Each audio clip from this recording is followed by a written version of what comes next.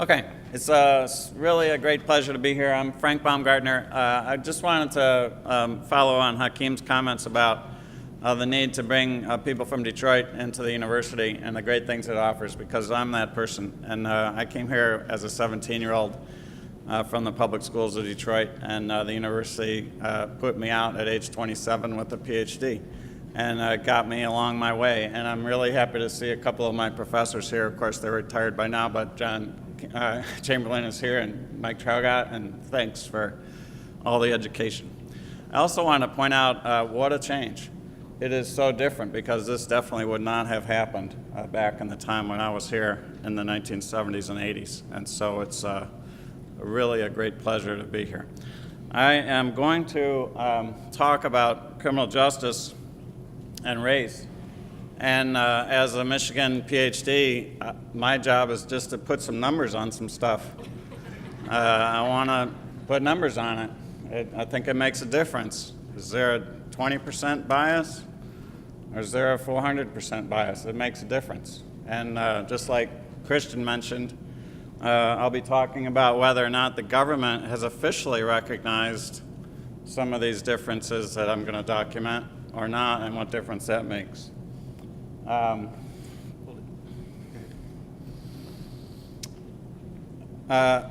going to start by talking about a study that I've just completed that should be published soon about traffic stops.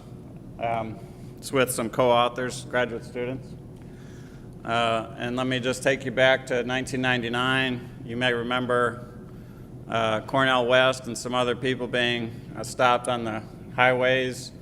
There was a lot of attention to the concept of driving while black, and like many things in the study of agenda setting, there was nothing new at all about that concept, but it surged onto the national agenda in terms of its political salience in the late 1990s, really for no reason at all. But since it did come to the agenda, there was attention to it in government circles, and actually North Carolina, which had a large black caucus in the General Assembly, was the first state in the nation to mandate the collection of traffic stop data for every traffic stop. So we've been collecting data since 2000 for the Highway Patrol, and since 2002 for the entire state, every traffic stop. The law that was mandated this also mandated that the Attorney General conduct periodic analyses and report to the General Assembly about their findings, and that has never been done. So I was given a CD with I think 17 million traffic stops on it several years ago, and finally got my hands around how to work with this monumental data set, and we've done the report that the government should have done many years ago, but never has done. Government has never reached any conclusion one way or another. But our conclusions are very simple. Blacks are much more likely to be stopped. Even though blacks and Hispanics drive less than whites, they're much more likely to be pulled over in terms of a share of their population. And then once they do get pulled over, they're way more likely to be searched. Searching your car is a really bad outcome from a traffic stop. Okay? And so there is a double whammy, and there's about a 400% increased likelihood that a black driver is going to have their car searched just for driving down the road. This is a simple scatter plot that compares the percentage of the community that the white population or the black population represents and the percentage of the traffic stops associated with the white and black community, white and black drivers. As I mentioned, this underestimates the degree of disparity because blacks don't drive as much as whites. Whites drive more on average by about 15 to 20%. And on the right-hand side, you can see that the share of the traffic stops for blacks is significantly higher than its share of the population. Whenever I show this to any individual police chief, they say, well, we got outsiders that come into our town. And so the nice thing about this is it's every town in North Carolina. Each of the circles is proportionate to the size of the community, and there's a different circle for each year in the data set, and there's 16 years. So the largest circles are the city of Charlotte, and you can see that there's a bunch of circles up and down from each other, and that represents different years for the city of Charlotte. So whites are systematically underrepresented in the traffic stops, and blacks are systematically overrepresented. So numbers matter. There's some simple numbers. I'm not going to have you read this whole thing, but I want to say that there's 10 reasons why the policeman can pull you over, according to the data in North Carolina. Of course, there's hundreds and hundreds of reasons why they could pull you over if they choose to, ranging from driving too fast to driving too slow. So these are the reasons that are documented in our data set, and I just want to say that sometimes police pull people over because they're driving in an unsafe manner. They're going 85 in a 35 zone. Those people deserve to be pulled over. They deserve to have their license revoked, and they deserve all kinds of things. But it's related to their driving, not to a hunch or a concept that the policeman develops and then comes up with a pretextual reason why to pull them over because he wants to pull them over. The pretextual reasons tend to be the ones towards the bottom. You have a cracked tail light, your tag is expired, you're not wearing your seatbelt. That's rarely a serious traffic safety problem. And so one of the points that we are able to document in our analysis is that the more the police focus on actual traffic safety problems, the better the outcomes for everybody. It's safer, there's fewer crashes, and black and Hispanic drivers are not subjected to fruitless and unreasonable search. I'm not going to go through this either, but I wanted to say that there's a lot of things that can happen. You could get a warning, you might have no action, you might get a ticket. That's about 2/3 of the outcomes of a traffic stop. You might get arrested. That's about 2% of the traffic stops. And you might be searched, which in North Carolina is about 3% of the time, although you can see that those are different for black, white, and Hispanic drivers. Blacks are slightly more likely to get a warning. You might wonder why that is. It's a light outcome. The reason is, I think, there was no reason to pull them over anyway. The officer pulls them over, smells inside the car, realizes that there's no marijuana, and says, "Thank you, have a wonderful day." You shouldn't have pulled them over in the first place. Okay? If you were going 85 in a 55 zone, you get a ticket. There's no suspicion. There's no reason why they pulled you over other than your observable behavior. So when we look at these patterns, it becomes clear that on average, white people like me get pulled over for traffic safety violations. By the way, the last time I was pulled over, 1974. Okay? I was just learning how to drive, and I made an illegal left turn, and I got a ticket. The officer didn't pat me down, didn't rough me up, even though I was 16. Okay? So it makes a difference what you look like.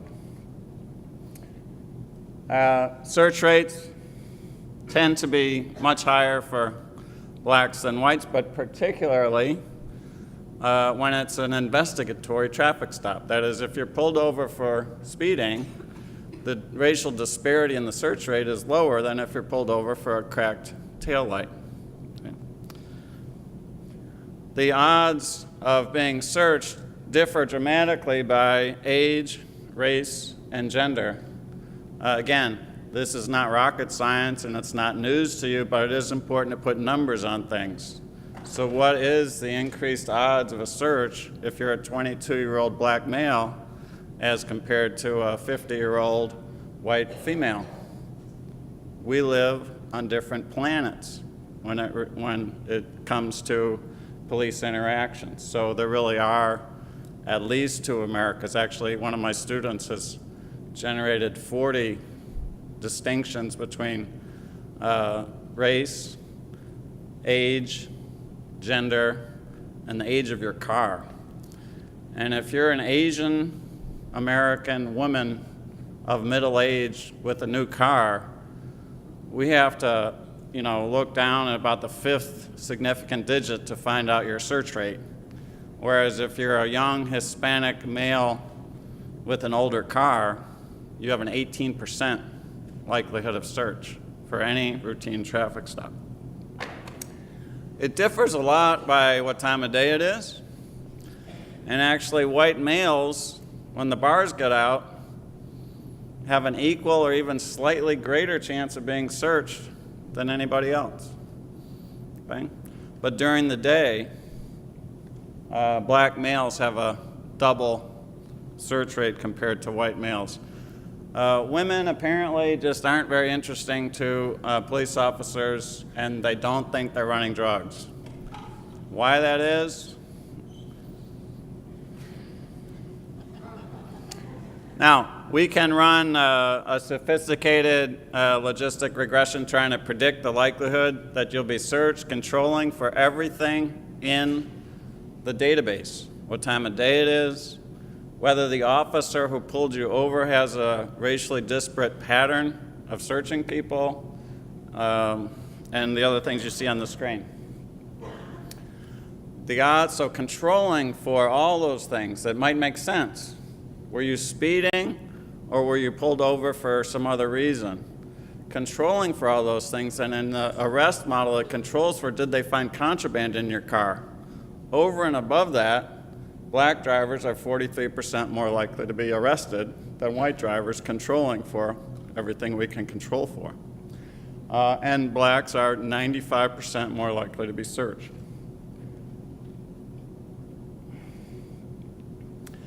They almost never find anything. This is, again, a slide with a lot of numbers on it, but at the very bottom you can see when they do these searches, they're searching for contraband, guns, drugs. When they find contraband, they almost find, it's typical that the amount of contraband they find is yesterday's leftovers. That is, they find just the teeniest amount of contraband. So it kind of makes you wonder, why are we diverting all these resources from traffic safety? Why are the police pulling so many people over and conducting these usually fruitless searches to find almost nothing, and justifying it with the so-called war on crime or the war on drugs, as if they're going to find 3 kilos of heroin in the trunk of your car? Now, occasionally they have found 3 kilos of something really bad. In those cases, people get good attorneys. And the attorneys subpoena the records from this database, and they document that the officer has a racially disparate pattern of their traffic stops, and they've been getting these things thrown out. I know 3 cases. Either charges completely reduced to 0, thrown out, or reduced down to time served, and that's when they actually do find the drug kingpins or drug couriers, okay, when they actually do find kilos of meth or heroin or cocaine. So this is a policy that really serves very little public safety purpose, and it makes you wonder, what is the purpose? Purpose, I think, is consistent with what Megan just talked about with convict leasing, subjugation of certain parts of the population.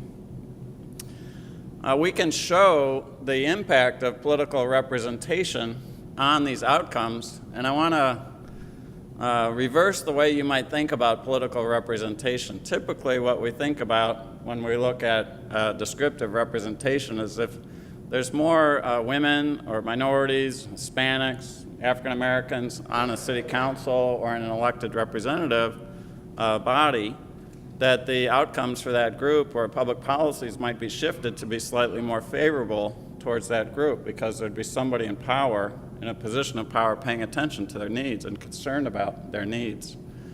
I want you to think about it in the opposite way. What if there aren't any? The police can discriminate against that target population with impunity in that case.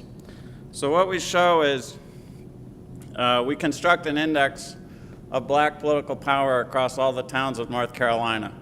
There are a number of towns in North Carolina that are majority black. in their populations, and they have majority black city councils. So we construct an index based on voting and city council membership, and we show that the higher the political power for African Americans, the more equitable the behavior of the police. That's fantastic. Well, at least I think it's fantastic. But I want you to look at the left-hand side of the scale. Those are the areas where the disparities are the highest and the black political power is the lowest. And I would just think about why are we trying to suppress the vote? What's the point of suppressing the vote? It might be that by suppressing the vote, we can alienate young black men, make sure they don't even want to vote because they're going to hate the government so bad, because the police represent the government and the police are engaging in these behaviors routinely that they don't behave in when I meet them. And they all, now that know me, they don't like, my wife is so happy she doesn't have my name. Every police chief in North Carolina knows my name now. It's a very uncomfortable situation, but they still treat me with respect. And I think hopefully the patrol officers aren't aware of this research yet, but it makes a big difference.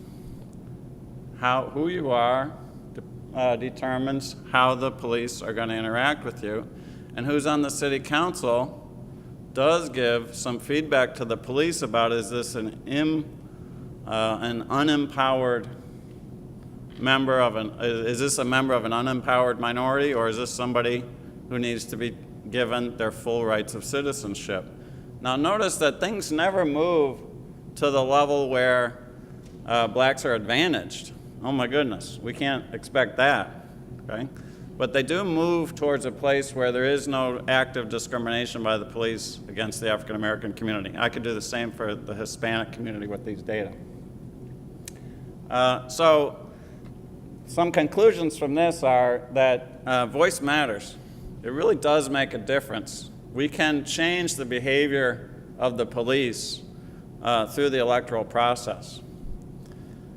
But also, the other side can change the electoral process by manipulating voting rules, by voter ID laws, and this might give you a different idea of appreciation of the reasons why some of those reforms, especially in the South, but I think this is a national phenomenon, why those are such powerful reforms for the other side of the political spectrum. Just as an aside, we've tried to expand this as widely as possible, this analysis, and the epicenter of racial disparity and traffic stops is not in the South, it's in Chicago. It's in Chicago, it's in Evanston, Illinois, and it's in the suburbs around Chicago. We find in North Carolina a disparity, I told you, of 95%, almost double. In Chicago, it's 800% disparity for people living in Chicago. White Chicagoans have about a 3% search rate by the Chicago Police Department, and African American drivers have a 25% search rate. So this is not a Southern thing, it's not an old Confederacy thing, it's an American thing, and it's ubiquitous, okay? I have a lot of slides about the death penalty, and I want to recognize, although he left, Marty Davidson, who's a graduate student here, is my co-author on a book about the death penalty.